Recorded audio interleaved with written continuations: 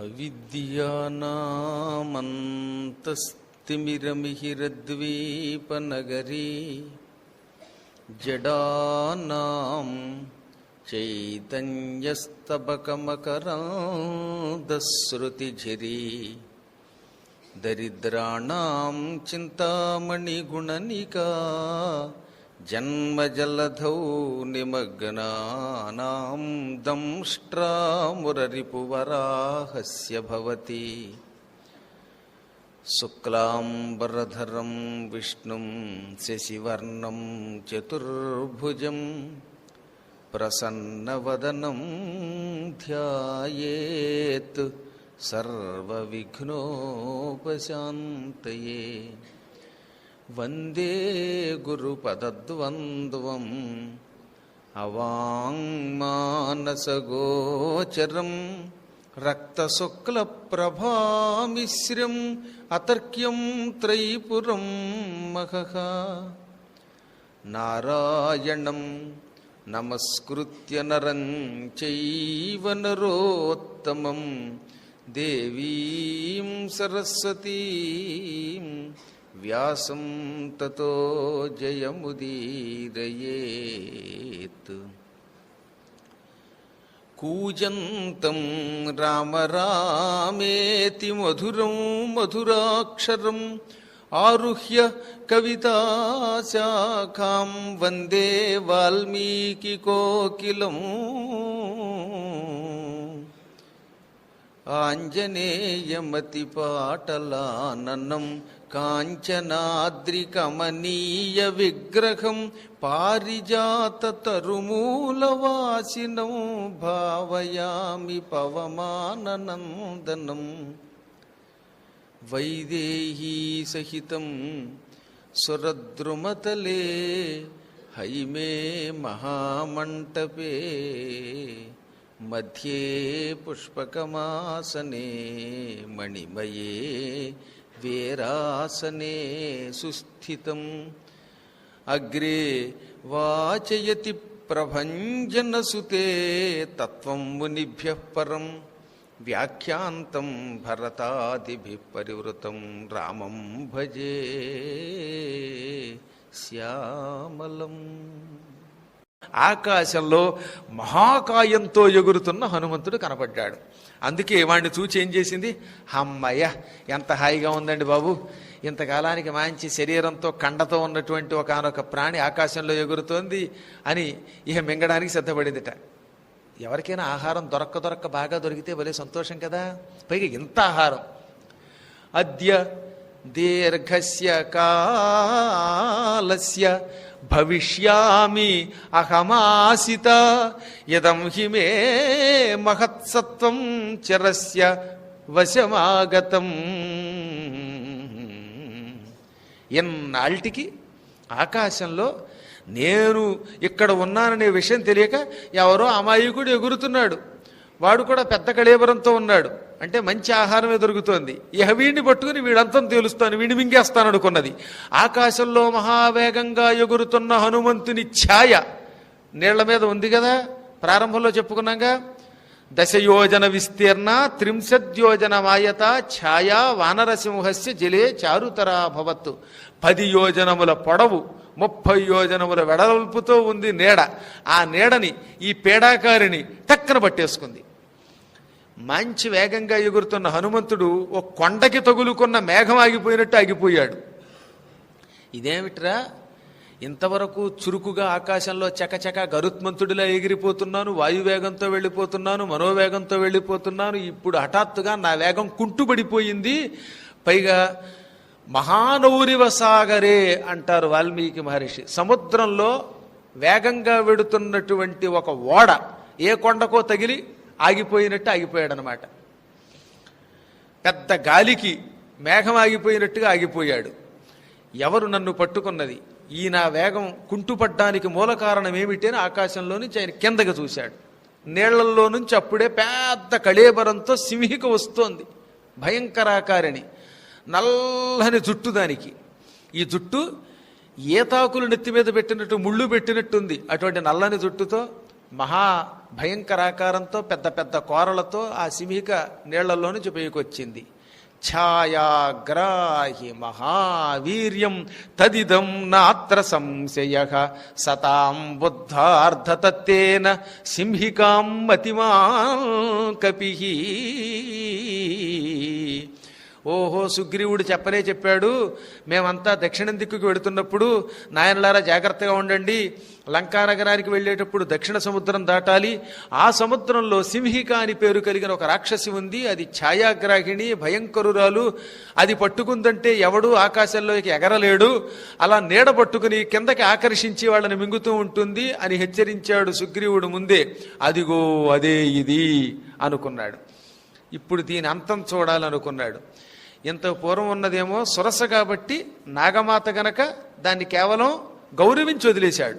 ఇది అలా కాదు, నిజంగా ప్రజల్ని జీవుల్ని పీడించే భయంకరురాలు, హింసాపరాయణురాలు, నీచురాలు. కాబట్టి దీన్ని మాత్రం వదలరాదు, పాపాత్ముల్ని క్షమించకూడదు. అందుకని చంపడానికే సిద్ధపడ్డాడు. కిందకి చూశాడు, అది అమాంతంగా నోరు తెరవడం మొదలెట్టింది. ఓహో అనుకున్నాడు ఈయన. ఈయన కూడా శరీరం విపరీతంగా పెంచాడు. ఈయన పెద్ద కళేబరం పెంచాడు, అది నోరు తెరవడం మొదలుపెట్టింది. లాగి నోట్లో వేసుకోవాలంటే నోరు పెంచాలిగా, బాగా నోరు పెంచడం మొదలెట్టింది, వేలంపాట పెంచినట్టుగా. ఈయన దాని నోరు పెంచే కొద్దీ ఈయన శరీరం పెంచాడు. ఇక్కడే ఉందో టెక్నిక్. వాల్మీకి ఇక్కడ చెప్పడం, ఎందుకంటే ఇక్కడ చెప్పంది ఇంకో చోట మనం తెచ్చుకోవాలి గనక. అందుకని చెబుతాను, పద్మపురాణంలో ఈ రహస్యం ఉంటుంది. బ్రహ్మదేవుడు సింహికని ఆయుధాలతో ఎవరూ చంపకుండా వరం ఇచ్చాడు. ఎవరైనా సింహికని చంపాలంటే దాని లోపల ఉన్న ఈ మర్మాలు ఉన్నాయే, ఈ ప్రేగులు, వాటిని గోళ్లతో తెంపితేనే చస్తుంది. దాని కడుపులో ఉన్న కుడి ఎడమల్లో ఉన్న ఈ యకృత్తు, ప్లేహము, ఈ ప్రేగులు, ఆంత్రాలు, ఈ మర్మస్థానాలు చూచి చీల్చాలి. చూడాలంటే అది బాగా నోరు తెరవాలంటే ఈయన దాన్ని రెచ్చగొట్టాలి. అందుకని రెచ్చగొట్టడానికి అలా శరీరం పెంచాడు.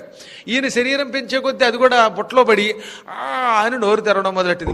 మీరు నేను తెరిస్తే నోరు పగులుతుంది, దానికి ఆ శక్తి ఉంది. బాగా నోరు విపరీతంగా విజృంభించి పెంచింది. ఆ పెంచుతున్నప్పుడు ఈయన కళ్ళు పెట్టి ఆ కడుపులోకి దృష్టిని ప్రసరింపజేసి చూశాడు. కడుపులో ఫలానా చోట్లు ఉన్నాయన్నమాట దాని ప్రాణస్థానాలు. బాగా పెంచు, నోరు తెరు అని ఇంకా శరీరం పెంచి తన దృష్టితో స్ఫూర్తిగా మర్మాలన్నీ పరిశీలించి హఠాత్తుగా మళ్ళీ సంక్షిప్తం చేసుకున్నాడు తన శరీరాన్ని. ఒక బొట్న వేలంత అయిపోయి లోపలికి వెళ్ళిపోయాడు. అందుకే చెప్పాడు అక్కడ ఆయన, తతస్తస్య నఖై తీక్షణై మర్మాణ్యుత్కృత్యవానరః. దాన్ని బాగా శరీరం పెంచనిచ్చి హఠాత్తుగా ఇందాకట్లాగే బొటన వేలంత శరీరం ధరించి దాని గొంతులో నుంచి కడుపులోకి వెళ్ళిపోయాడు. ఆ కడుపులోకి వెళ్ళగానే ఇందాక బాగా చూసుకున్నాడు కాబట్టి గోళ్లతోటి, పదునైన గోళ్లతోటి, మంచి కత్తుల్లో ఉన్నాయి, ఆ గోళ్లతోటి పట్ట లోపల ఉన్న ప్రేగులు అవన్నీ తెంచి పారేశాడు, ముక్కలు చేసి పారేశాడు అనమాట. ఒక్కసారి ఏ ఎలకైనా గోధుమ బస్తాల్లోకి దిగిందంటే ఇంకా చూశారో లేదో మీకు, ఓసారి నేను చూశాను. గోధుమలు బాగా ఉన్నటువంటి బస్తాల్లో నింపబడిన గోధుమలు ఉన్నటువంటి ఒక గోడౌన్లోకి ప్రవేశించే ఎలకలు. ఆ బస్తాలన్నీ ముక్కలండి, ఇంత ముక్కల కింద కొరికి పారేసి మొత్తం గోధుమలన్నీ బయటకు వచ్చేలా చేసేసాయి. ఆ ఎలకలు అలా కొరికేస్తే తుక్కు అనమాట. అలా కొరికి పారేశాడు ఆయన, గోళ్లతోటి చీల్చి పారేశాడు దాని యొక్క ప్రేగులవి కూడా. ఆ తర్వాత పొట్ట చీల్చి బయటకు వచ్చేశాడు. హఠాత్తుగా బయటకు వచ్చేసాడు అనమాట చీల్చి. హృతహృత్స హనుమత పపాత విధురాంభసి స్వయంభువైవ హనుమాన్ సృష్టస్తస్యా నిపాతనే. పూర్వం బ్రహ్మదేవుడే దీన్ని సృష్టించినవాడే, దీనికి వరాలిచ్చినవాడే, దీన్ని చంపడానికి హనుమంతుడు సృష్టించాడు. అనగా హనుమంతుడు వస్తాడు, ఆయన నీ నోరు చూస్తాడు, అప్పుడు నీ ముఖం లోపల నుంచి దృష్టి ప్రసారం చేసి కడుపులో ఉన్న ప్రేగుల్ని వాటిని చూచుకుని గోళ్లతో చీల్చి చంపుతాడు. అప్పుడు నీకు చావని ముందే చెప్పాడు ఆయన. ఆనాడు బ్రహ్మ ఇచ్చిన వరం, దీనికి వాళ్ళ మరణం అయ్యింది. దాని పొట్ట ఆయన చీల్చి బయటికి రాగానే దాని భయంకర శరీరం ఉప్పు నీళ్ల మీద పెద్ద ఒక ఓడలాగా, పాడైపోయిన ఓడలా తేలిపోయింది. అందులోంచి రక్తం వచ్చి దక్షిణ సముద్రం అంతా నిండిపోయింది, ఆ ప్రాంతం అంతా. ఏమి రక్తం బావో! దాని రక్తంతో నిజం చెప్పాలంటే ఆంధ్రప్రదేశ్ తెలంగాణ 2 రాష్ట్రాల వాళ్ళకి కూడా రక్తదానం చేసేయచ్చు, గ్రూప్ తెలియదు కానీ అంత రక్తం తేలిపోయింది అనమాట. బ్లడ్ అలాగా తట్టు కింద తేలిపోయింది పైన. ఈ విధంగా రక్తం తేలి అది చచ్చిపోగానే మళ్ళీ తిరిగి ఆకాశ మార్గంలోకి వచ్చేసాడు ఆయన. ఇక ఇప్పుడు ఆకాశంలో ఉన్న ప్రాణులంతా విద్యాధరులు, గంధర్వులు, కిన్నరులు, శాభాష్, ఇది మరొక గొప్ప పని చేశావు నువ్వు. సీతాన్వేషణ అనే ఘనకార్యం, మైనాకుణ్ణి ఏమాత్రం అతని ఆతిథ్యానికి లొంగకుండా ఉండడం అనే మహాకార్యం, రెండవది సురస నోట్లో ప్రవేశించకుండా బయటికి వెళ్ళకూడదన్నప్పుడు తెలివితేటలతో జయించబడ్డం, అది 3వ ఘనకార్యం. ఇప్పుడు సింహికని చంపడం, ఇది 4వ ఘనకార్యం అని శాహభాషని ప్రశంసించాయి. సాధయార్థమభిప్రేతమరిష్టం ప్లవతాం వర యస్య త్వేతాని చత్వారి వానరేంద్ర యథాథవ. విద్యాధరులు, గంధర్వులు, శాహభాష్ 4వ ఘనకార్యం ఒక్క నువ్వు మాత్రమే చెయ్యగలవు. ఈ లోకంలో ఇటువంటి గొప్ప పనులు చేసేవాళ్ళు ఎవరూ లేరు. మహానుభావ, నువ్వు సామాన్యుడు కాదురా బాబు, ఇంత ఘనకార్యం చేశావని తెగ పొగిడేశారు ఆయన్ని. అప్పుడు ఆయన ఈ పొగడ్తలకు లొంగుతాడా? దాన్ని చంపాలి, అది ఆయన కర్తవ్యం. అది చేసుకుంటూ తిరిగి యథాప్రకారంగా ఆకాశంలోకి వచ్చాడు. మార్గాన్ని చూసుకుంటూ హుమ్ అంటూ వెళ్ళాడు. నేను కొన్ని ఎందుకు విడిచిపెడుతున్నానంటే, పరిహరిస్తున్నానంటే, 100 యోజనములు సురస నోరు తెరిచింది, ఈయన 100 యోజనాలు శరీరం పెంచాడు, ఇలాంటివన్నీ అబద్ధాలు. అవి ప్రక్షిప్తములు అంటారు. అందుకే, ఎందుకంటే నిజంగా 100 యోజనాలు హనుమంతుడే గనక శరీరం పెంచితే అవతల యువతల అందరికీ కనబడదా? వాళ్ళేం తెలివి తక్కువ వాళ్ళ, రాక్షసులు జాగరూకులై కాపలా కాస్తూ ఉంటారు. అంచేత అటువంటివి ప్రక్షిప్తములుగా ఉన్న వాటిని పరిహరించి శాస్త్ర సమ్మతమైన వాటినే మనం తెలుసుకుందాం, వెళ్ళిపోదాం. ఈయన మొత్తం మీద మహావేగంగా ఎగిరాడు. ఇంకా కొంచెం సేపట్లో లంకానగరం రావాలి. ఆ లంకానగరం వస్తుందనగా దూరం నుంచే చూచాడు ఆయన. అబ్బా, ఎంత అద్భుతమైన కోట! చుట్టూ పర్వతాలు ఉన్నాయి. అరిష్టమని, త్రికూటమని ఇలాంటి అనేక పర్వతములు ఉన్నాయి. లంకానగరంలో చాలా గొప్ప గొప్ప పర్వతాలు ఉన్నాయి. అందులో ప్రధానమైన రావణాసురుడి మందిరమంతా త్రికూట పర్వతం మీద ఉన్నది. హనుమంతుడు మొట్టమొదట అడుగుపెట్టింది త్రికూట పర్వతం మీద. ఇప్పటికి కూడా శ్రీలంకలో త్రికూట పర్వతం మీద హనుమంతుడు మొట్టమొదట అడుగుపెట్టిన జాడలున్నాయి. చిన్మయ మిషన్ వాళ్ళు అక్కడ హనుమంతుడికి పెద్ద ఆలయం కట్టారు. అంటూ హనుమంతుడి విగ్రహం చాలా పాతది, విభీషణుడు ప్రతిష్ఠించాడని పేరు దానికి. విభీషణుని చేత ప్రతిష్ఠింపబడిన త్రికూట పర్వతం మీద ఉన్న ఆలయాన్ని ఇప్పుడు చిన్మయ మిషన్ వాళ్ళకి ఇచ్చారు. దాన్ని చాలా అందంగా మెయింటైన్ చేస్తున్నారు. మనవంటి వాళ్ళు అందరం చుట్టూ ప్రదక్షిణ చేయొచ్చు, కింద కూడా వెళ్ళొచ్చు. కాసేపు కూర్చుని హనుమాన్ చాలీసా పారాయణ కూడా చేయించాను అక్కడ. చాలా అద్భుతమైన కొండ. లంకాయాం శాంకరీదేవి అని పిలువబడేటటువంటి పర్వతం ఒకటి, అది శాంకరీ పర్వతం అని పిలువబడుతుంది. అలాగే త్రికూట పర్వతం చిట్ట చివరన హనుమంతుడు అరిష్టం అనే పర్వతం మీద ఎక్కి తిరిగి అక్కడి నుంచి ఎగిరాడు. ఆ అరిష్ట పర్వతం కూడా ఇప్పటికి భూమిలోకి చాలా దిగిపోయి కనపడుతుంది. ఎన్ని పర్వతాలు, ఎంత అద్భుతమైనటువంటిదండి లంక అంటే. కానీ ఇప్పుడు దురదృష్టవశాత్తు బ్రిటిష్ వాళ్ళ పరిపాలనతో కొంత వ్యర్థమైపోయింది, పాడైపోయింది.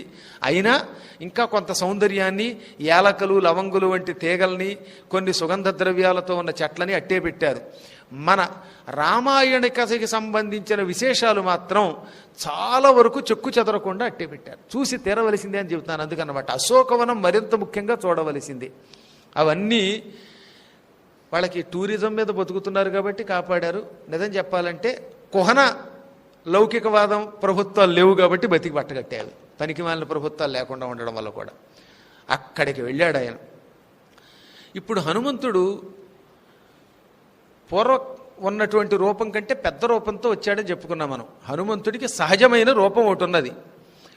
మహేంద్ర పర్వతం మీదకి ఎక్కే ముందు ఆ సహజ రూపాన్ని చాలా పెంచుకున్నాడు. వవృధే రామవృద్ధ్యర్థం సముద్రయవ పర్వసు. పర్వకాలములలో అంటే అమావాస్య, పూర్ణిమ, గ్రహణాలు ఈ కాలంలో సముద్రం తెగ పెరిగిపోతుంది, ఉప్పొంగిపోతుంది. అలా పర్వకాలంలో సముద్రం పెరిగినట్లుగా రాముడి కోసం హనుమంతుడు శరీరాన్ని విపరీతంగా పెంచుకున్నాడు. ఎంత శరీరముతో లంకానగరంలోకి అడుగు పెడితే, త్రికూట పర్వతం దగ్గరకు అడుగు పెడితే అక్కడున్న రాక్షసులు చూస్తారు. చూస్తే సీతాన్వేషణ అనే కార్యక్రమానికి విఘాతం కలుగుతుంది, ఇబ్బంది వస్తుంది. అందుకని ఆయన ఏం చేశాడనమాట, తద్రూపమతి సంక్షిప్య హనుమాన్ ప్రకృతౌ స్థితః త్రీన్ క్రమానివ విక్రమ్య దివ్య బలి వీర్యకరో హరిహి. ఒకప్పుడు బలిచక్రవర్తి దగ్గరికి వామనుడు వచ్చాడు. 3 అడుగులు అడిగి పుచ్చుకున్నాడు. విజృంభించి సమస్త లోకాలు ఆక్రమించాడు. ఆక్రమణ అయ్యాక మళ్ళీ యథారూపం ధరించాడు అని ఉంది అక్కడ. విజృంభణ అయ్యాక వామనుడు తిరిగి ఎలాగైతే యథారూపం ధరించాడో అలాగే హనుమంతుడు కూడా ఇంత శరీరాన్ని పెంచినవాడు సహజ శరీరంలోకి వచ్చేశాడు. ఇక్కడ 3: ఒకటి సహజ శరీరం, ఒకటి పెంచిన శరీరం, మూడవది సంక్షిప్తం చెయ్యబడిన శరీరం. హనుమంతుడిది అసలు శరీరం ఒకటి ఉన్నది, ఆ శరీరమే ఇప్పుడు ధరించాడు. మళ్ళీ లంకలోకి వెళ్ళేటప్పుడు కుంచెంప చేసుకున్నాడు అనమాట. దీనికి ప్రత్యాహారము అని పేరు. ప్రాణాయామము, ప్రత్యాహారం. ప్రాణాయామం పెద్ద కష్టం కాదు. ప్రాణాయామం చేసి శరీరాన్ని దాన్ని కాస్త విజృంభించవచ్చు కుంభకం ద్వారా. కానీ ప్రత్యాహారమే చాలా కష్టం. పెద్ద శరీరాన్ని చిన్న పిల్లంత మార్చడం ఎవడి వల్ల కాదు. అష్టాంగ మార్గంలో ఈ ప్రత్యాహారం అన్నది చాలా గొప్పదనమాట. అదే అష్టసిద్ధుల్లో అయితే అణిమ, లఘిమ, గరిమ, వీటిల్లో లఘిమ అనేది దాటడానికి ఉపయోగిస్తాం, అణిమ అనేది చిన్న రూపంలోకి రావడానికి ఉపయోగిస్తాం. ఈ సిద్ధులు ఒక్క సిద్ధిని సాధిస్తే కలియుగంలో వాడు మహాత్ముడు అని పిలువబడతాడు. వాడికి ప్రజలు బ్రహ్మరథం పడతారు. 8 సిద్ధులు సాధించిన వాడు మాత్రం ప్రజల మధ్య కూర్చోడు అని చెప్పారు భవిష్య పురాణంలో వేదవ్యాసుల వారు. అలాగే భృగు మహర్షి వానర గీతలో దధిముఖుడనే వానరుడు కూడా అష్టసిద్ధులు కలియుగములో ఎవరి దగ్గర ఉండవు, అష్టసిద్ధులు ఉన్నవాడెవడు సామాన్య మానవులకి దర్శనమిచ్చి నా దగ్గర సిద్ధులు ఉన్నాయని చెప్పడు అని చెప్పారు.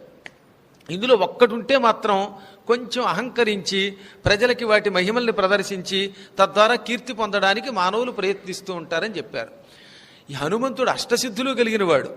ఇప్పుడు యథారూపం అందుకే టక్కని ధరించాడు. పెద్ద రూపం నుంచి చిన్న రూపానికి వచ్చాడు. దీన్నే మనం యోగాభ్యాసంలో ప్రత్యాహారం అంటాం అనమాట. ప్రత్యాహారం అంటే ఇంకా ప్రత్యాహారం ఉంది. ఇది ఇప్పుడు సహజ రూపం, ఇంకా చిన్నది కూడా అవ్వాలి. యథారూపం ధరించాడు అనగా ఆత్మాన్వేషణకి వెడుతున్న సాధకుడు ఎప్పుడూ కూడా మొదట్లో మహాతపస్సు చెయ్యాలి. క్రమక్రమంగా తపస్సును తగ్గించి తిరిగి ఆహారాన్ని తీసుకునే స్థితికి రావాలి. దీనికి ఉపవాస దీక్ష, సాధన దీక్ష యొక్క విరమణ అంటారు. హనుమంతుడు మొదట్లో దీక్ష తీసుకున్నాడు. దీక్ష తీసుకున్నప్పుడు విజృంభిస్తాడనమాట. ఇప్పుడు దీక్ష విరమణ అనగా అంత శరీరం అవసరం లేదు, అందుకని కుంచెంప చేసుకున్నాడు. చేసుకున్నాక ఇప్పుడు పర్వతం మీద ఢామ్ అని దిగాడన్నమాట. ససాగరం దానవ పన్నగాయుతం బలేన విక్రమ్య మహోర్మిమాలినం నిపత్య తీరే చ మహోదధేస్తదా దదర్శ లంకామరావతీమివ. ఈ దానవులతో, పన్నగులతో, ఇంకా అనేక ప్రాణులతో ఉన్న ఈ మహాసముద్రాన్ని, సువిశాల సముద్రాన్ని తన అపార పరాక్రమంతో, ధైర్యంతో, రాముడి మీద ఉన్న విశ్వాసంతో, జ్ఞానంతో సులభంగా దాటాడు. దాటి లంకానగరం మీద ఉన్న కొండ దగ్గరికి చేరాడు. త్రికోట పర్వతం దగ్గరికి చేరాడు. చేరి శుభ్రంగా, ఇంకా చీకటి పూర్తిగా పడలేదు కనుక ఇంకా సంధ్యా సమయానికి కొంచెం సమయం ఉన్నది. సంధ్యా సమయం అవ్వడానికి ముందు హనుమంతుడు పూర్తిగా పరిశీలించి చూశాడు లంకానగరాన్ని అన్నమాట. ఎప్పుడు వెళ్ళబోయే మార్గాన్ని, వెళ్ళబోయే కోటల్ని, వెళ్ళబోయే దృశ్యాల్ని చాలా జాగ్రత్తగా చూసుకోవాలి. చూడకుండా శత్రువు యొక్క కోటలో ప్రవేశించకూడదు కదా. ఈయన 100 యోజనాల విస్తీర్ణం కలిగిన సముద్రం దాటినా ఏమాత్రం అలిసిపోలేదన్నారండి ఆయన. బయట నుంచి లోపలికి హడావిడిగా ఉపన్యాసానికి వచ్చిన వాళ్ళు కూడా బాబోయ్ అని అలిసిపోయి కుర్చీలో కూర్చోబడి అని అంటున్న వాళ్ళని చూస్తున్నాం కదా. ఇంత చేసి బయట ఎక్కడో ఆటో దిగి ఈ లోపలికి వచ్చేసరికి ఆయాసం వస్తుందన్నమాట మనకి. 108 ప్రదక్షిణలు చేస్తే అయ్యి బాబాయ్ నేను అలిసిపోయాను, 108 చేశాను, నన్ను పలకరించకండి, మంచినీళ్ళు ఇవ్వండి అంటున్నాం మనం. ఇంత చేసి 108 ప్రదక్షిణలకి కొంచెం పరిగెడితే ఆయాసం, కొంచెం వేగంగా వెడితే నీరసం. ఇది సాధారణ మానవ లక్షణం. కాని ఆయనో ససాగరమనాదృశ్యమతిక్రమ్య మహాబలః త్రికూట శిఖరే లంకాం స్థితాం స్వస్థో దదర్శక. అంత సముద్రాన్ని దాటాడు మహాబలవంతుడు. త్రికూట శిఖరం మీద ఉన్న లంకని చూచాడు. ఆ చూచేటప్పుడు స్వస్థ అన్నారు ఆయన్ని. అంటే ఏమీ అలసట లేకుండా హాయిగా సులభంగా ఉన్నాడనమాట ఆయన, సుఖంగా ఉన్నాడనమాట ఆయన. మంచి ఏసీ కారులో 2 మైళ్ళు ప్రయాణం చేసి వచ్చి మళ్ళీ ఆ కారులోంచి అడుగుపెట్టి ఏసీ హాల్లో కూర్చున్నట్టుగా ఉంది ఆయనకి. ఏమాత్రం అలసట లేదు, చెమట లేదు, ఉచ్ఛ్వాస నిశ్వాసాల్లో ఏమీ తేడా లేదు. అంత స్వస్థుడై ఏమాత్రం ఉద్విగ్నత లేకుండా లంకానగరాన్ని చూచాడు. ఆయన ఢామ్మన కొండ మీద దిగ్గానే ఆయన కాలి దెబ్బకి కొండ కాసేపు గజగజలాడింది. ఆ కొండ మీద రకరకాల వృక్షాలున్నాయి, మద్ది చెట్లున్నాయి, గన్నేరు చెట్లున్నాయి, పుష్పించిన చెట్లు, ఫలించిన చెట్లు. ఈ చెట్లన్నీ కదిలిపోయి పళ్ళు పువ్వులు జలజల రాలిపోయి కొండంతా సర్వం పుష్పమశాతయత్తు, మొత్తం పుష్పాలమయమైపోయింది. అప్పుడు ఆయన ఒక్కసారి మళ్ళీ అంత దృష్టిని అటు ఇటు ప్రసరింపజేశాడు. యోజనానాం శతం శ్రీమాన్ తీర్త్వాప్యుత్తమ విక్రమః అనిశ్యసం కపిస్తత్ర నగ్లానిమధిగచ్చతి. శతాన్యకం యోజనానాం క్రమేయం సుబహూన్యపి కిం పునఃసాగరస్యాంతం సంఖ్యాతం శతయోజనం. 100 యోజనములు సముద్రం మీద నుంచి ఆకాశ మార్గంలో లంఘించి లంకానగరం చేరాడు ఆయన.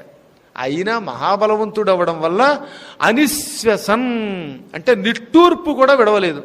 సాధారణంగా అంటంగా కొంచెం గాలి విడిచిపెడతాం గట్టిగా, అది కూడా లేదు ఆయనకి. ఆ మాత్రం అలసట కూడా లేదన్నమాట. పెద్ద నిట్టూర్పు లేదు, ఇంకోటి లేదు. గ్లానిం అధిగచ్చతి, ఎక్కడా ముఖంలో అలసట లేదు. గ్లాని అంటే ప్రయాణం చేసినప్పుడు ప్రయాణం చేసి రాగానే వచ్చిన మనిషి ముఖంలో ఉండే అలసటని గ్లాని అంటారు. అదేమీ లేదు అక్కడ. ఏమాత్రం అలసట లేదు, నీరసం లేదు, నిరుత్సాహం లేదు.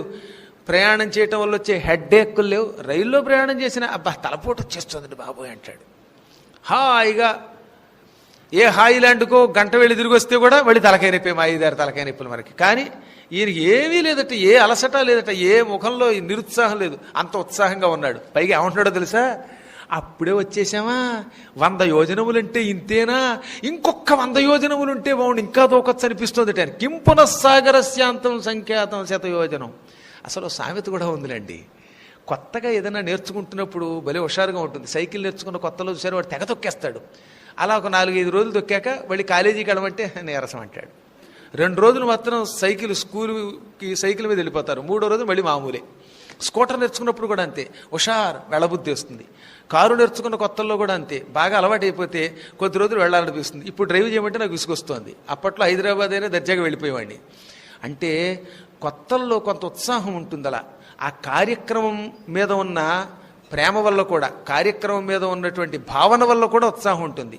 సీతను వెతకాలి, రాముడికి అప్పగించాలనే కోరిక, రాముడి మీద ఉన్న భక్తి, సీత మీద ఉన్నటువంటి ప్రేమ, ఇవన్నిటి కారణముల చేత ఆ మహానుభావుడికి అలసట్లేదు. సహజంగా మహాత్ముడైన వాయుపుత్రుడు, వాయువుకున్నంత వేగం ఉన్నది. అందువల్ల కూడా ఈ ప్రయాణం ఓ పెద్ద ప్రయాణం కాదు. ఇంత 100 యోజనాలు వచ్చినా అందుకే అలసట్లేదు సరిగదా. ఇంకా ఏమనుకుంటున్నాడు, ఇంకో 100 యోజనాలు ఉంటే బాగుండు, అప్పుడే వచ్చేసానా, ఇంకా ఉన్నా దూకేస్తాను, ఏం పర్వాలా, తేలిగ్గా దూకేస్తాను అనుకున్నాడు. ఇప్పుడు దాని మీద నిలబడి వీర్యవంతుడు గనక సతు వీర్యవతాం వీర్య ప్లవతామపి చోత్తమ జగామ వేగవాన్ లంకాం లంఘయిత్వా మహోదధిం. వానరులలో ఎంత వీరుడు మరొకడు లేడు, ఎగిరే వాళ్లలో ఎంత గొప్పవాడు మరొకడు లేడు. అందుకే అంత వేగంగా వచ్చాడు. వచ్చి ఇప్పుడు ఆ కొండంతా కలదిరిగి చూశాడు. వానరులతో కూడినటువంటి మహేంద్ర పర్వతం కంటే లంకానగర వైభవం ఇంకా బాగుంది. మహేంద్ర పర్వతం మీద చాలా చెట్లు ఉన్నాయి, చాలా ప్రకృతి ఉంది. దాన్ని బాగా వర్ణించారు కదా వాల్మీకి.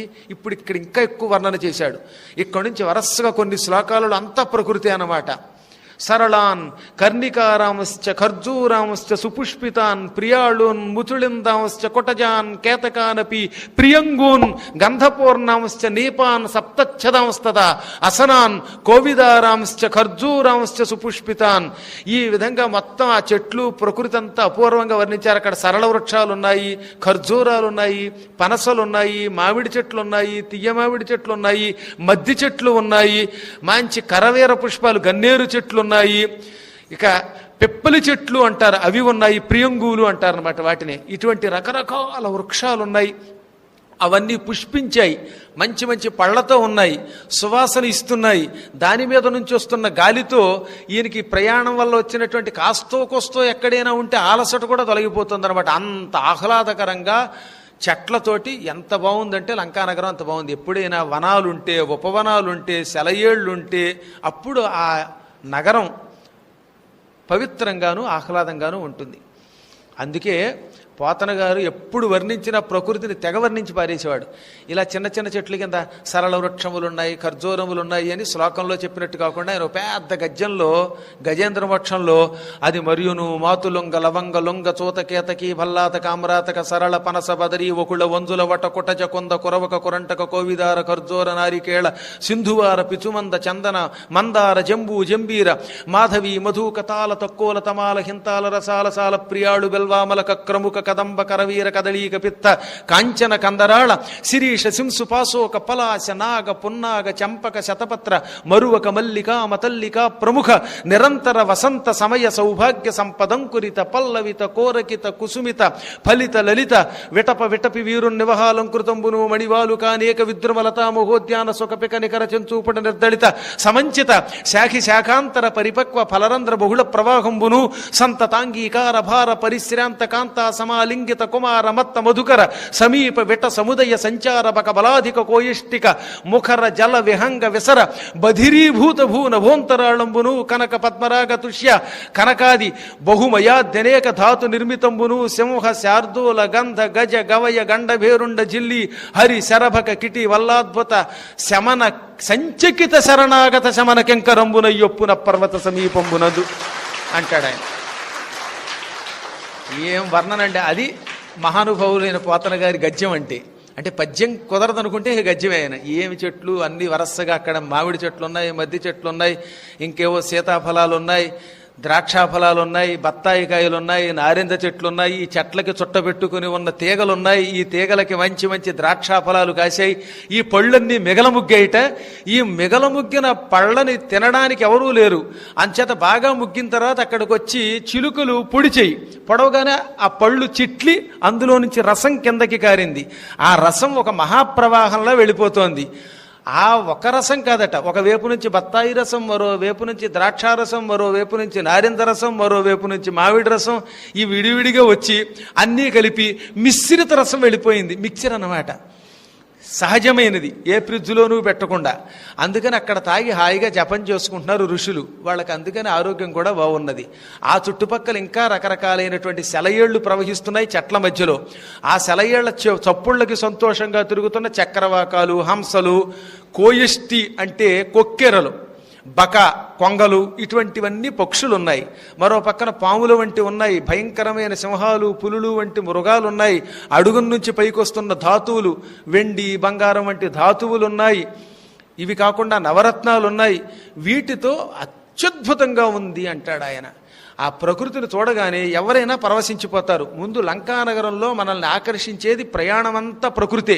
మంచి బస్సుల్లో వెడుతూ ఉంటే ఈ చివరి నుంచి ఆ చివరి దాకా మనం దిగడంతో ముందుగా ఎయిర్పోర్ట్లో దిగుతాం. అక్కడి నుంచి బయలుదేరి 40 మైళ్ళు ఏకధాటిని వెడితే కానీ కొన్ని చోట్లకు వెళ్ళలేం. ఆ వెడుతున్నంతసేపు కొండలు, లోయలు, మంచి మంచి చెట్లు. నిజంగా రామాయణములో వాల్మీకి మహర్షి రాసిన ప్రకృతి అంతా ఉందండి. అంత బాగుంటుందన్నమాట. ఎటొచ్చెటిపోయినా కొంచెం కష్టానికి సర్దుకోవాలి. అక్కడ మన భోజనాలు ఒక్కోసారి దొరకచ్చు, దొరకపోవచ్చు. కాబట్టి గురువుగారు మీరు రమ్మనగానే వచ్చాం, ఓ గంట భోజనం ఆలస్యం అయింది అని అలాగా భోజనం ఆలస్యం అయింది, వంట ఆలస్యమైంది, కడుపులో మంట, దానివల్ల తంట అంటే నాకు పెద్ద పెంటది అయిపోతుంది. అలా కాకుండా కొంచెం కాస్త అవసరాన్ని బట్టి బిస్కెట్లతో సర్దుకునే వాళ్ళు అయితేనే యాత్ర చేయాలి. అసలు యాత్ర అంటే ఏమిటి? అష్టకష్టాల్లో మొదటిదే అరయంగ పరదేశ యాత్ర చేయుట ఒండు. అష్టకష్టాల్లో మొదటిది ఏమిటన్నారు? పరదేశ యాత్ర. అప్పుడు కాస్త ఆహారానికి అటు ఇటు ఆలస్యమైనా ఆర్గనైజర్స్ మీద పడకూడదు. మన దేశం కాదు గనక. మన దేశంలో అయితే అక్కడ కావాలంటే అక్కడ దొరుకుతాయి. అయినా అంత కష్టమూ రాదు. సీతారాముల్ని తలుచుకుని, ఆంజనేయుణ్ణి తలుచుకుని, హనుమాన్ చాలీసా తలుచుకుని వెడితే లంకానగర యాత్ర హాయిగా ఉంటుందండి. నేను చెబుతున్నాను, నమ్మండి అంతే. మీకోసం సెప్టెంబర్లో పెట్టాను. నిన్న కూడా ఎవరో అడిగారు.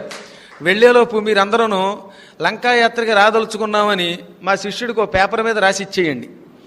ఆ కెమెరా అబ్బాయికి ఇస్తే చాలు, బాగా జుట్టు ఎక్కువగా ఉన్న యువతల వైపు ఉన్నటువంటి కుర్రాడు ఉన్నాడే, ఆ కుర్రవాడికి, ఆ టీషర్ట్ కుర్రవాడికి మీరు పేపర్ మీద శుభ్రంగా రాసి ఇచ్చేయండి, ఎవరెవరు రాదలుస్తున్నా వాళ్ళందరినీ కలిపి హైదరాబాద్లో మనకు ప్రధాన శిష్యుడు ఉన్నాడు, ఆయన ద్వారా యాత్రకి తీసుకుపోదాం, తప్పక వెళదాం, మీ కోరిక తీరుస్తాను, ఎక్కువ మంది కోరిక ఉంది కనుక.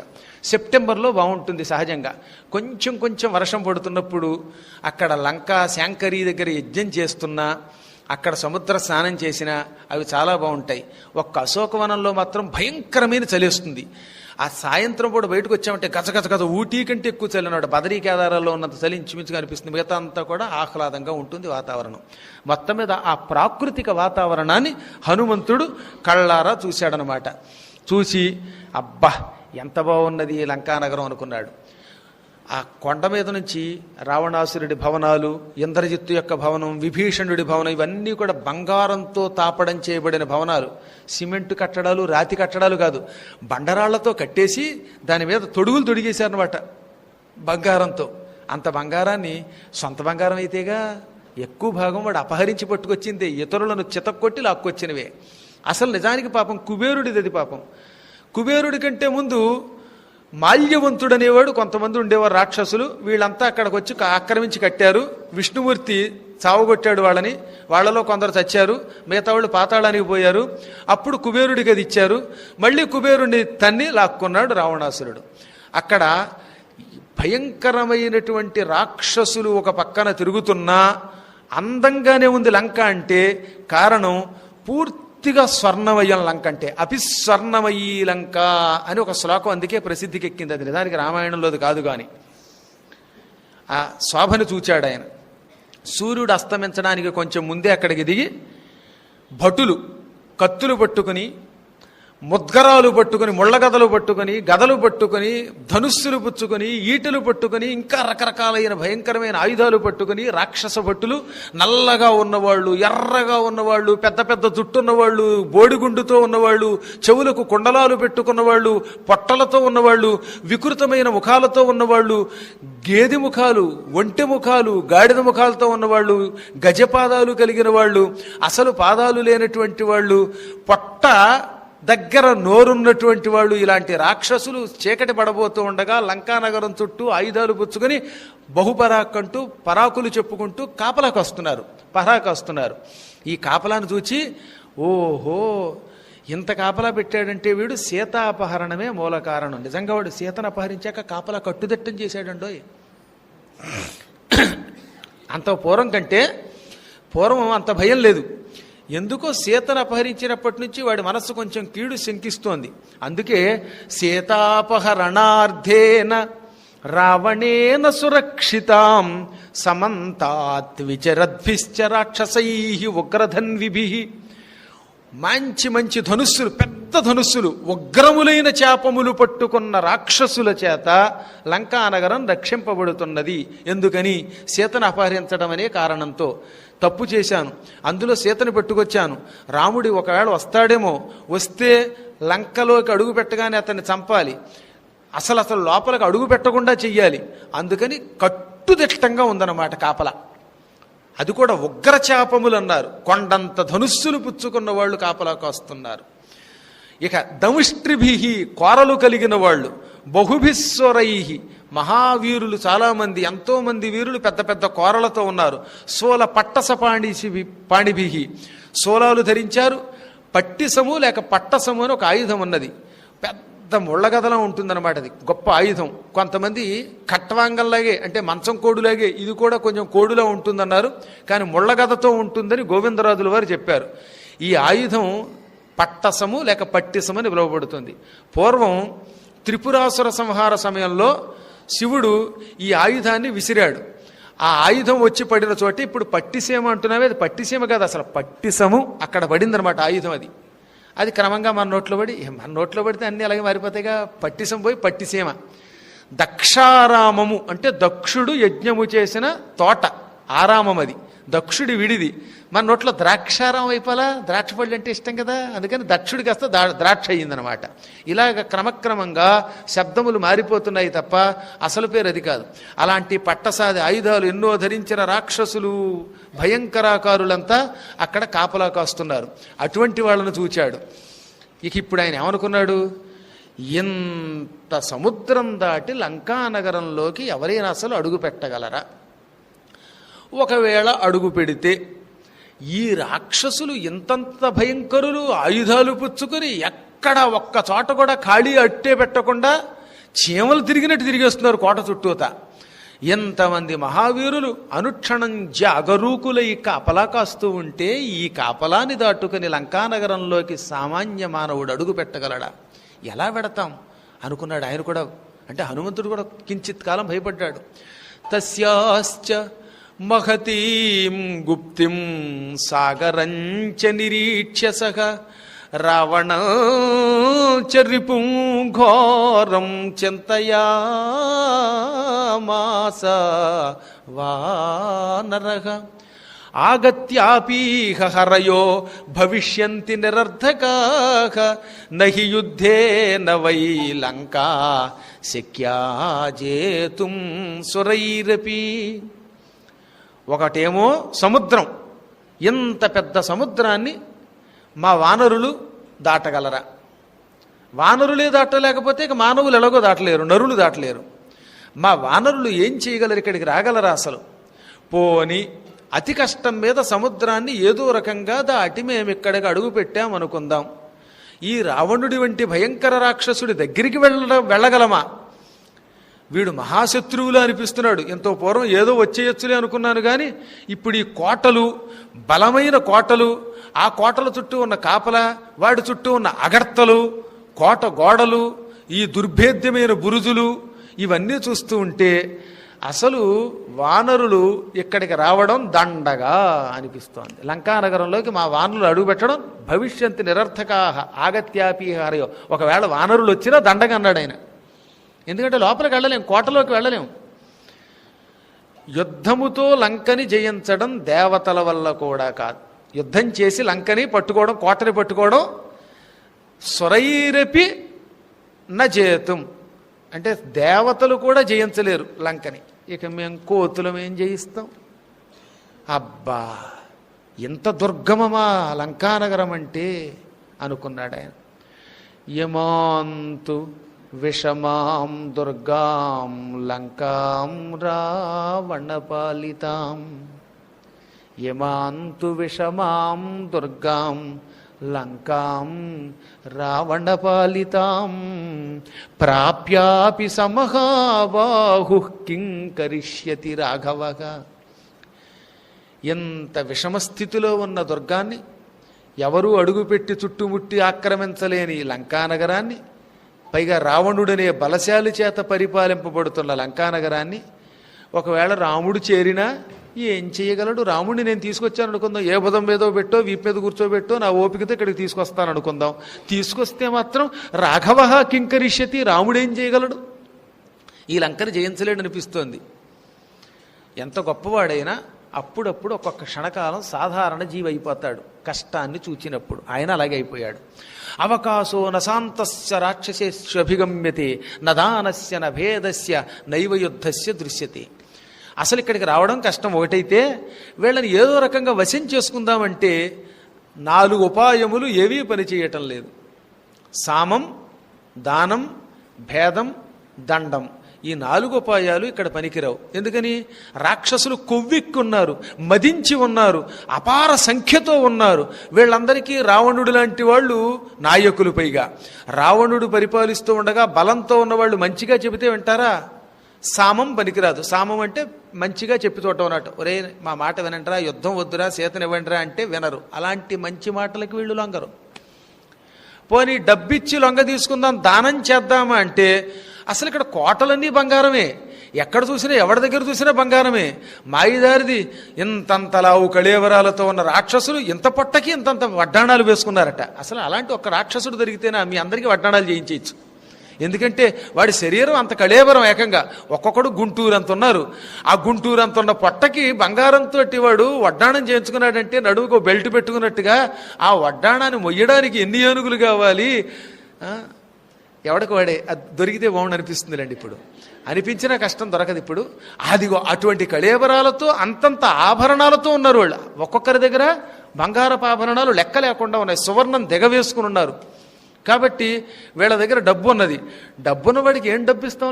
లంచం ఇవ్వడానికి అసలు వీళ్ళ దగ్గరే ఉంది కనుక. వానరుల దగ్గర ఉన్న బంగారం ఎంత, లంకలో ఉన్న బంగారం ఎక్కడ, వాళ్ళ దగ్గర ఉన్న సంపదలు ఎక్కడ, ఆహార పదార్థాలు ఎక్కడ, మా దగ్గర ఎక్కడ ఉన్నాయి. కాబట్టి డబ్బిచ్చి ఇంత ధనవంతుల్ని కొనలేం. పోనీ వీళ్ళల్లో వీళ్ళకి భేదం పెట్టి తగాదా పెడదామా అంటే అసలు కుదరదు. భేదం ఎప్పుడు పెడతాం?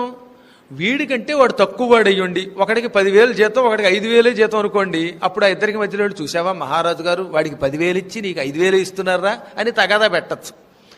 ఇక్కడ ఎవడికి వాడికే అందరికీ ఒకే రకమైన సంపదలు, అందరూ బలవంతులు, అందరికీ భోగాలున్నాయి, అందరికీ తిండి ఉంది, అందరికీ అన్నీ ఉన్నాయి, అందరికీ సమాన గౌరవం లభిస్తోంది, రావణుని దగ్గర స్వేచ్ఛ ఉంది. కాబట్టి వీళ్లలో వీళ్ళు ఎక్కువ తక్కువలు నిరూపించి యుద్ధం పెట్టడం అసలు కుదరదు. అంటే దానం పనికిరాదు, సామం పనికిరాదు, భేదం పనికిరాదు. దండోపాయం అంటే వీళ్ళ దగ్గర దండాలు బాగా ఉన్నాయి, ముళ్ళగదలు, శూలాలు, పెద్ద పెద్ద కోదండాలు, అస్త్రాలు, శస్త్రాలు ఇవన్నీ పుచ్చుకుని ఎంతంత భయంకరాకారాలతో ఉన్న వీళ్ళని యుద్ధం చేసి జయించడం ఇంకా కష్టం. ఇప్పుడు నేను ఏం చెయ్యాలి? అందుకే నైవ యుద్ధస్య అన్నాడు. యుద్ధం కూడా పనికిరాదు ఇక్కడ. పోని ఇక్కడికి మాబోటి వాళ్ళం అందరం వచ్చి యుద్ధం చేద్దామంటే ఎంత దూరం వచ్చే వీరులు నలుగురే కనపడుతున్నారు. చతుర్నామేవహి గతిర్ వానరాణాం మహాత్మనాం వాలిపుత్రస్య నీలస్య మమ రాజ్యశ్చ ధీమతః. నలుగురికే సముద్రం దాటి ఇక్కడికి వచ్చే శక్తి ఉన్నది. సముద్రమును లంఘించి ఈ లంకా నగరంలో అడుగు పెట్టేవాళ్ళు నలుగురే. ఎవరు వాళ్ళు అంటే వాలిపుత్రస్య, ఒకడు వాలిపుత్రుడు అంటే అంగదుడు, రెండోవాడు నీలుడు, ఇక మమరాజ్ఞశ్చ మా మహారాజు గారు సుగ్రీవుడు, ఇక నేను ఒకడిని ఎలాగో ఉన్నాను. మేము నలుగురు తప్ప ఇక్కడికి వచ్చేవాడు మరొకడు లేడు, ఐదోవాడు కనపడటం లేదు. ఇప్పుడు ఈ నలుగురమే వచ్చేం చేస్తాం ఇక్కడికి? కేనోపాయేన పశ్యేయం మైథిలీం జనకాత్మజాం. ఏ ఉపాయముతో సీతని చూడాలి, సీతని పట్టుకెళ్ళాలి? ఈ రావణాసురుడు దుర్మార్గుడు చూస్తే కనబడడం లేదు, ఎక్కడున్నాడో తెలియదు, అసలు సీత ఎక్కడుందో తెలియదు. ముందు సీత కోసం ఈ అణువణువు గాలించేటప్పుడు నేను ఎవరికీ దొరకకుండా ఉంటానా లేదా? ఎవరికైనా దొరికిపోతే ఒకవేళ వాడు నన్ను బంధిస్తే నేను బయటికి వెళ్ళకపోతే ఎలాగా? యుద్ధం అంటూ జరిగితే జయాపజయాలు దైవాధీనాలు. కాబట్టి యుద్ధం చేయకుండా తెలివితేటలతో అమ్మవారిని చూడాలి. చూడాలంటే నాకు మార్గం ఏమిటిప్పుడు? భూతాశ్చార్థ విపద్యంతే దేశకాల విరోధిత. ఎప్పుడూ కూడా దూతలు చాలా జాగ్రత్తగా కార్యక్రమాన్ని ఆచితూచి చెయ్యాలి. తెలివి తక్కువ దూత వల్ల ప్రమాదం. దూత తెలివైన వాడైతే పని సులభంగా జరుగుతుంది. మూర్ఖుడైన వాడు దూతగా వెడితే వాడు రాజుగారి పని పాడు చేస్తాడు, వాడు పాడైపోతాడు, వాడు బయటికి వెళ్ళలేడు. అందుకే దుఃఖము లేని తెలివితేటలు కలిగిన దూత రాజుగారి పనికి వెడితే తమస్సూర్యోదయే యథ, సూర్యుడు ఉదయించగానే చీకట్లు తొలగినట్టే కష్టాలు తొలగిపోతాయి. దూతలు తెలివైన వాళ్ళైతే సక్రమంగా పనిచేస్తే, బుద్ధిని ఉపయోగిస్తే సూర్యుడు ఉదయించగానే చీకటి తొలగినట్టే కష్టములు తొలగి పని బాగా అవుతుంది. ఏది మంచి ఏది చెడ్డ అనేది బాగా ఆలోచించి దూత పని చెయ్యాలి. అర్ధానర్ధాంతరే బుద్ధిర్నిశ్చితాపి నశోభతే ఘాతయంతి కార్యాణి దూతా పండితమానినః. ఇది చెయ్యొచ్చా చేయకూడదా అని నిరూపించుకోలేని తెలివితేటలు లేని ఒక దూత ఎప్పుడూ శోభించడు. కార్యక్రమం పాడైపోతుంది. తనను తాను పండితుడు అనుకుంటారట కొంతమంది. మేము పండితులం అండి, తెలివైన వాళ్ళం, మేము ఎంతండి చిటుక్కున పనిచేస్తామంటారు.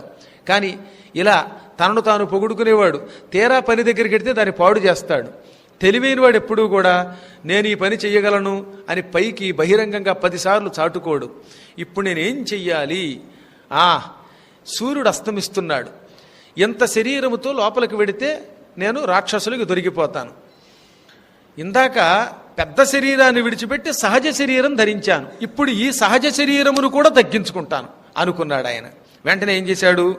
సూర్యే చాస్తంగతే రాత్రౌ దేహం సంక్షిప్యమాత్మనః పృషదంశకమాత్ర సన్ బభూవ అద్భుత దర్శనః. సూర్యుడు సరిగ్గా అస్తమిస్తున్నాడు మరికొద్దిసేపట్లో. ఆ అస్తమయ సమయంలో ప్రదోషకాలము అంటారు దానిని. ఆ ప్రదోషకాలంలో తన శరీరాన్ని హనుమంతుడు బాగా సంక్షేపం చేశాడు. ఇది ప్రత్యాహారం. ప్రాణాయామ ప్రత్యాహారాదులలో రెండవదైన ప్రత్యాహారము అంటే శరీరమును కుంచింప చేసుకొనుట. చిన్న రూపం ధరించడం, మళ్ళీ పెద్ద రూపం ధరించటం, ఈ రెండూ తెలుసున్నవాడు గనక ప్రత్యాహారంతో చిన్న రూపం ధరించాడు. ఇక్కడే ఉంది, ఏదో సంక్షేపం చేశాడనకుండా పురుషదంశక మాత్రసన్. వృషదంశకము అన్న పురుషదంశకము అన్న పిల్లి అని అర్థం అన్నమాట. దీనికి అమరకోశంలో పురుషదంశక ఆకుభుక్ అంటాడనమాట వాడు. ఆకుభుక్ అన్న, ఆకు అంటే ఎలక, ఎలకని తినేది. వృషదంశకం అన్న, ఇవన్నీ పిల్లికి పేర్లు. ఇక్కడ ఇంకోటి వాడకుండా వృషదంశకం అని ఎందుకన్నాడు అంటే ఎలకని చాలా నిశ్శబ్దంగా వెళ్ళి టక్కున పట్టుకుంటుంది. ఎలకకు ఒక లక్షణం ఉన్నది. ఎలకకి పిల్లి ఎంత నిశ్శబ్దంగా వచ్చినా ఆ అలికిడి కనిపెట్టే శక్తి ఉందిట. అసలు పిల్లే చాలా మెత్తగా వెడుతుంది. పిల్లికి అరికాళ్లలో దిండుల్లో ఉంటాయి. అందుకే పిల్లి దూకినా పెద్ద శబ్దం అవుతుంది మనకి. చాలా నిశ్శబ్దంగా మెత్తగా నడిచి వెళ్ళి హఠాత్తుగా పొంచి ఉండి ఎలకని చుటుక్కున పడుతుంది. అంత మెల్లమెల్లగా మెత్తగా వస్తున్న దాన్ని చప్పుడు కూడా వినే శక్తి ఎలకకున్నది. అలా వింటున్నా దాన్ని పారిపోనివ్వకుండా పొంచి ఉండి పట్టుకోవడం చాలా కష్టం. ఎలకని పట్టుకోవడం మాత్రం చాలా కష్టం. ఎలకని పట్టుకునేటటువంటి శక్తి ఒక్క పిల్లికే ఉంది. ఆ ఎలకని పట్టుకునే పిల్లిలో ఉన్నాడంటే ఇప్పుడు రాక్షసులంతా ఎలకల లాంటి వాళ్ళు.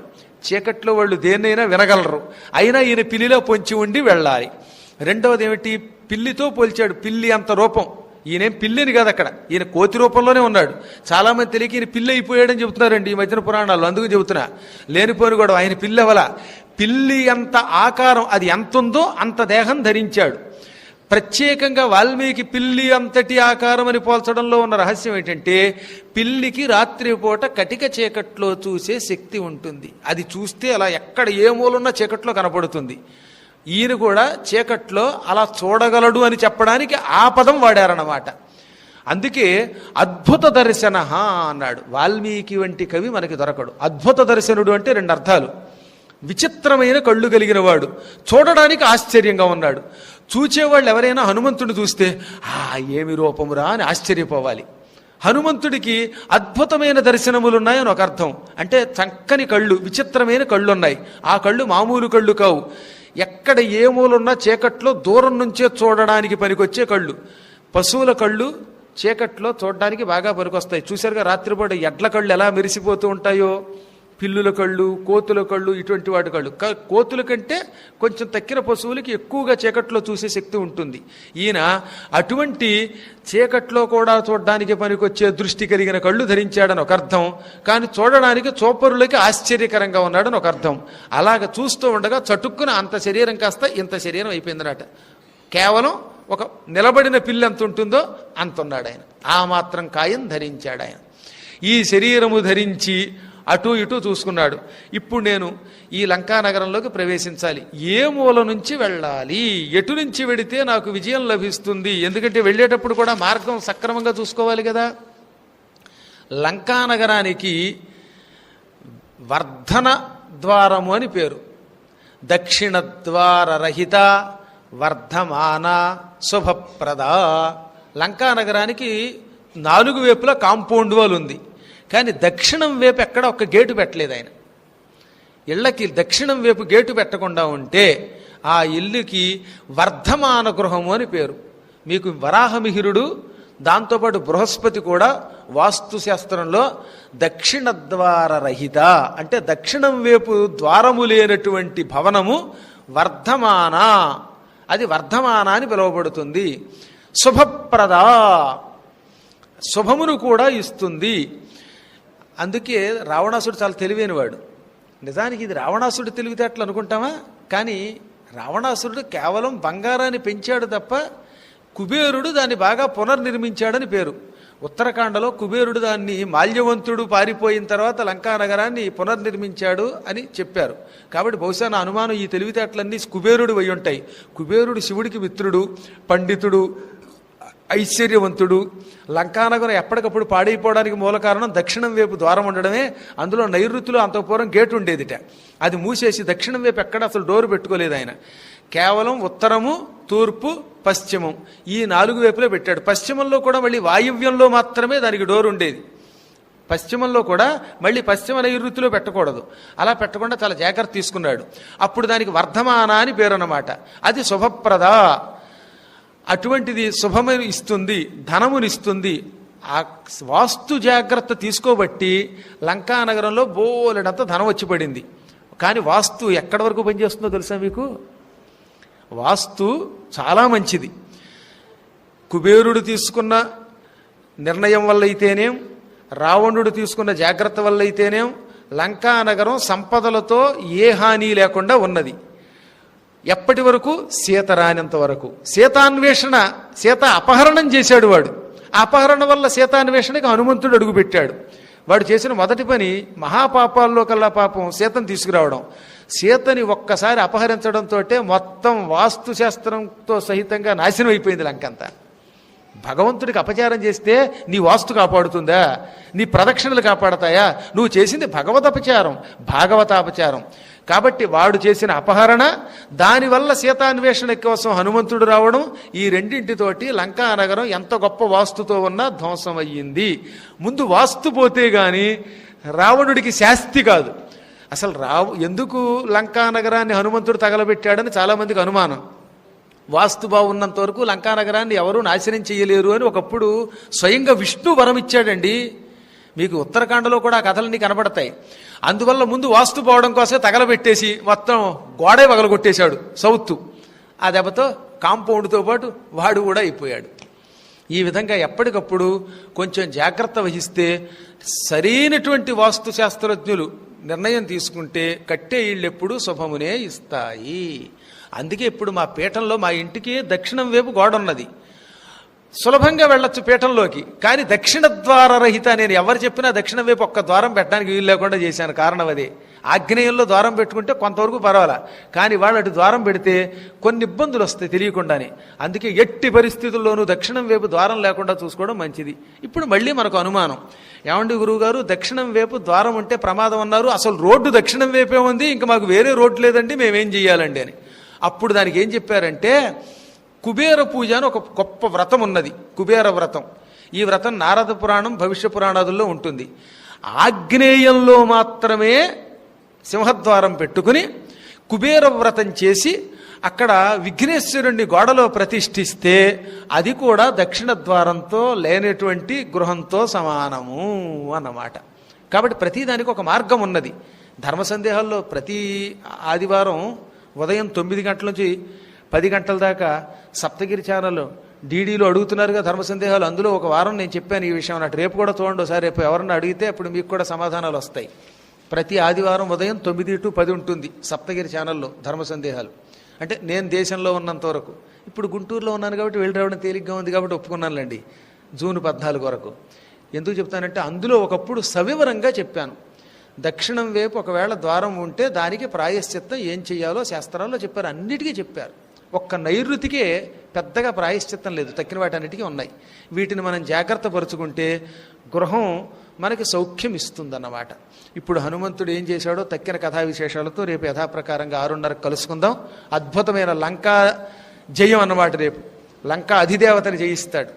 స్వస్తి ప్రజాభ్య పరిపాలయంతాం న్యాయేన మార్గేణ మహీం మహిషాః గోబ్రాహ్మణేభ్య శుభమస్తు నిత్యం లోకాః సమస్తాః సుఖినో భవంతు.